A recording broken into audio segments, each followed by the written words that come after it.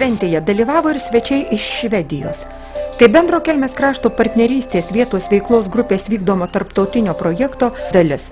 Kelmės vietos veiklos grupė gyvendina didelį tarptautinį projektą su Pietų Švedijos Skionės VVG.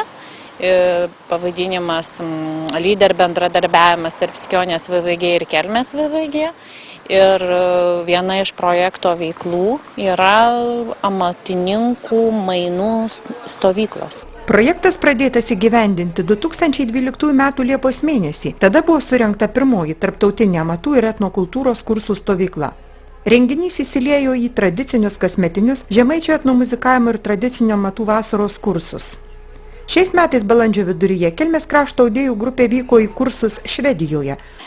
Kelmės tekstilininkės audėjos grupė 10 žmonių vyko į kursus Skionės audimo muziejuje ir dabar buvo atgalinis atvykimas jų grupės 12 asmenų, kurie čia aktyviai dalyvavo ir mokėsi vytinių, rištinių juostų, stebėjo, kaip mūsų audėjos namų sąlygom audžia, kokias stakles turi, kokie schemos, kokie jų tie metodai, jiems ten visi labai stebėjosi, labai patiko, apskritai labai patenkinta šita grupė buvo.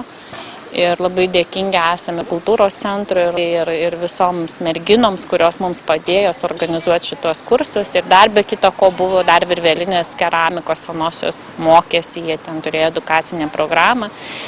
Ir dabar dar iš to projekto dar liko 2 vizitai į Švediją, kurių vienas bus akmentašiams skirtas, o kitas bus vadinamai slow food koncepcijai.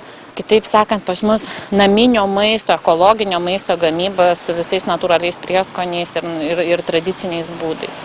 Šito projekto tikslas – mokytis bendradarbiauti tarp vietos veiklos grupių. Tai mes turim ir teritorinius Lietuvos Respublikos lygmenį ir tarptautinį projektą. Vat šitą labai didelį stambų, taip lyginant su kitom Lietuvos VVG. Mokomės bendradarbiauti ir kartu ruošti projektus. O šiaip tai orientuota amatininkams, mainai, kokie mūsų tradicijos, kokios yra ir kokios yra pas juos ir kokią naudą turės mūsų amatininkai, tarkim, išvažiavę ir pasimokę ir pasisėmę patirties. Projekto metu abiejų šalių partnerių vietos veiklos grupės amatininkai turės galimybių išmokti naujų amatų, pagilinti žinias, taip pat galės įgyti verslo įgūdžių, išsaugoti savo darbo vietas.